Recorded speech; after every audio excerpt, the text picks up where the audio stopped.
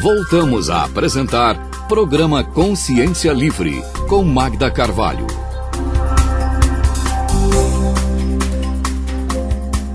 Estamos de volta com a nossa Rádio Consciência Livre. Oferecimento Academia Bioatividade. Na Bio Menos é Mais. Adquirindo qualquer plano, você ganha o mesmo período de graça. Restaurante Grife Gourmet. Deliciosa comida caseira a peso na praça de alimentação do Shopping JL e no CAEC na Cognópolis. Hoje o nosso convidado é o jornalista, mestrando em jornalismo, né, professor da Conscienciologia há 12 anos, Alexandre Nonato, nos falando de uma obra que eu considero bastante reveladora. Não falo só sobre os aspectos da Conscienciologia, mas sobre essa personalidade tão instigante que é JK. No bloco anterior, nós estávamos falando dessa relação com a Conscienciologia. Você falou de programação existencial, né, todas as características de JK que o levaram a cumprir sua programação. Que cumpriu, né? Na sua visão. Eu vejo que sim, né? Ele foi uma pessoa completista. Ele foi exitoso, né? Ele teve êxito naquilo que ele se propôs nessa vida. Ele pode ser considerado um completista? Sim. Pode. E a conscienciometria, né? Só queria que você explicasse um pouquinho para nossos ouvintes, um pouquinho o que é esse instrumento também da conscienciologia, conscienciometria, e reportasse isso a JK, né? Esse é um outro ponto, né, que eu destaquei no bloco passado com relação ao livro, e ele é um ponto importante no livro também, né? A conscienciometria é o estudo da personalidade, né? A medida dessa personalidade, os traços que ela traz. Então, basicamente, a gente tem algumas facetas que a gente procura estudar uma biografia a partir da conscienciologia. Uma delas é a questão do trafor, que é o traço força, a qualidade, os atributos bem formados, as qualidades da consciência, né? O outro seria o traço fardo, trafar, que seriam os defeitos, as invirtudes, enfim, os traços mal trabalhados pela pessoa. E também os traços que faltam em uma consciência, que a pessoa não teve condição de repente, no contexto social, desenvolver aquela habilidade específica. Então, são pontos que a gente procura tratar em capítulo específico do livro sobre JK. E aí é interessante explicar a finalidade disso, porque muitas pessoas, como é um livro que desperta muita paixão, porque JK é um livro que desperta geralmente dois tipos de reação. Ou a pessoa tem afinidade, acha aquilo, tem afinidade com JK, ou às vezes até repulsa, não, foi um político assim, assado e tal. E na realidade, a finalidade de estudar essa estrutura da personalidade é justamente isso. Porque quando a gente fala em estudar qualidades, mostrar essas qualidades de JK, nós não estamos querendo endeusá-lo. E quando a gente fala em defeitos de JK, e explicita isso no livro, nós não estamos querendo demonizá-lo. Mas, a verdade, o intuito, o objetivo, é entender a estrutura dessa personalidade e aprender com ela. O que ela manifestou, o que ela mostrou nessa vida, como que funciona o ser humano, que é cheio de contradições, de pontos positivos, negativos, e o que ele fez nessa vida humana. E como eu me insiro nisso daí, quer dizer, o que eu posso aprender com essa personalidade? Quer dizer, essa personalidade teve esse histórico, ela manifestou isso nessa vida. E eu? Como é que isso vem sendo feito? Que é um tema até de um curso que a gente vai dar aí depois, que a gente pode comentar, né? As pessoas, elas têm essa visão de distanciamento, né, das personalidades. Elas poderiam usar melhor, né, essa pesquisa, todo esse conteúdo que você está oferecendo para si, no seu cotidiano. É tanto que as biografias, Magda, muitas delas vendem até mais que livros de autoajuda, porque são exemplos de vida. E é um mercado editorial que cresce bastante em função disso, porque são exemplos ali a serem analisados, a serem pensados. E as pessoas até fazem isso intuitivamente. E nesse livro a ideia é explicitar isso de uma maneira mais clara. Quando nós teremos já nesse ano de 2009 essa possibilidade de ter em mãos essa publicação, né? Como é que está essa programação aí de lançamento? Bom, a gente tem um pré-lançamento aqui em Foz do Iguaçu, que vai ocorrer no dia 23 de dezembro, às 19 horas, no Discernimento, que era o antigo Cabeça de Boi, que fica próximo do CAEC.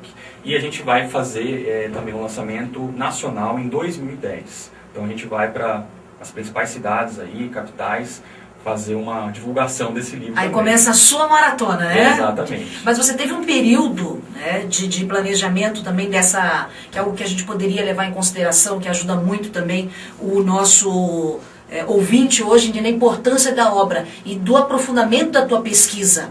Você falou que foram 6 anos em busca dessas informações e constantes viagens e conversas, enfim, né? Um vasto material, todo ele foi pro livro? Você conseguiu colocar isso, compilar pro livro todo ou ficou alguma coisa de fora? Não, sempre fica porque tem o objetivo da obra e muita coisa sobra, né? Mas até bom que seja assim, porque mostra até que tem uma consistência maior à obra, né? Uma questão que eu sempre pensei, né, nesse livro é o seguinte: era um livro que ia ser sobre a ótica da conscienciologia, mas eu não podia deixar de lado de fazer também contribuições do ponto de vista histórico, trazer informações que fossem relevantes também para outros campos do conhecimento, né? Então, é isso que vai enriquecer a conscienciologia, essa contribuição em diversos campos do conhecimento. As pessoas terão uma obra em mãos para uma análise também própria, como você falou, mas uma análise também do Brasil. Nós podemos fazer essa análise com ele, com esse livro, né, do que é o Brasil no mundo, que representa esta região. Não, sem dúvida, porque a importância uma biografia ela é como se fosse uma micro-história.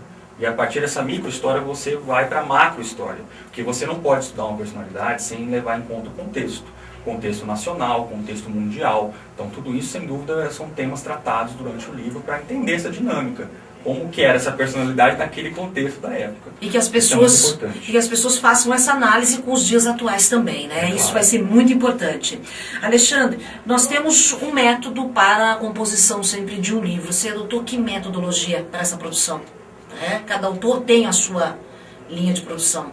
Olha, essencialmente, né, a questão de buscar fontes, né, e aí são dois tipos de fontes basicamente. Fonte primária, que são aquelas que não passaram pela memória de outras pessoas, ou seja, aí entram as atas, os discursos, enfim, as autobiografias. Então são materiais que não passaram pela memória de outra pessoa, a não ser o Juscelino Kubitschek, quer dizer, ele escreveu diretamente, ou discursou diretamente, ou aquilo foi registrado, né, tanto do ponto de vista de Brasília quanto do JK. Então, esses documentos primários. E as fontes secundárias, que são aquelas que aí são os depoimentos, as entrevistas, o que as pessoas acham sobre aquela personalidade. Então, tudo isso é importante. Mas é claro que as fontes primárias têm que embasar o trabalho, né, que são essas documentações históricas que não pode deixar de lado, senão vira ficção. Ao longo dessa entrevista, você pontuou várias situações que te chamaram a atenção, que já, né, em pouco tempo aqui de conversa, também deve ter despertado a atenção do nosso ouvinte.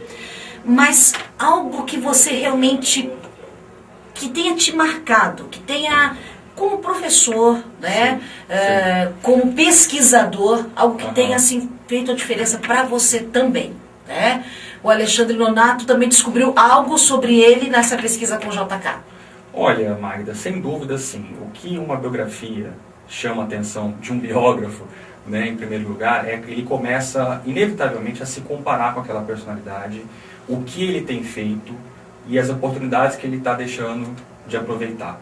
Porque o contexto da vida do Juscelino Kubitschek era completamente diferente. Era um país diferente, uma situação mais precária. Ele teve menos oportunidades do que a gente está tendo hoje. Então, realmente, para mim, foi um choque ver isso. Valorizar mais as oportunidades que a gente tem, aproveitar mais isso, né? Hoje a gente tem muita coisa para dispersar, né? Hoje, com a internet, hoje com o dia a dia corrido, a gente pode passar o dia inteiro fazendo nada, achando que está fazendo. Achando que está, né? fazendo, exato. Então, realmente isso é um choque quando a gente estuda personalidades passadas, porque a gente vê o nível de produtividade que elas tiveram em condições muito mais adversas. E esse foi um dos pontos que eu posso dizer que mais me chocou, né, no impacto do meu autoconhecimento, que é, poxa, eu posso fazer mais do que eu estou fazendo? Eu estou acomodado, eu estou parado, eu posso ir mais adiante?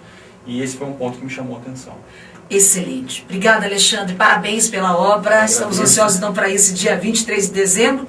E, é claro, acompanhar depois toda essa evolução do trabalho em lançamento nacional. Obrigada, até o próximo encontro. Eu é que agradeço a participação aqui na Rádio Consciência Livre. Amigos ouvintes, vocês hoje tiveram a oportunidade, já de uma prévia desse lançamento, do que vocês podem esperar deste livro. Nossa programação encerra por aqui. Restaurante Grife Gourmet, apoiando o nosso Rádio Consciência Livre, deliciosa comida caseira a peso, na praça de alimentação do Shopping JL e no CEEC, na Cognópolis. Academia Bioatividade, na Bio Menos é Mais, adquirindo qualquer plano, você ganha o mesmo período de graça. Super simples, é só ligar. 3027-3907, 3027-0600, 3027-5515. Até o próximo encontro. Programa Consciência Livre é uma produção de Comunicons.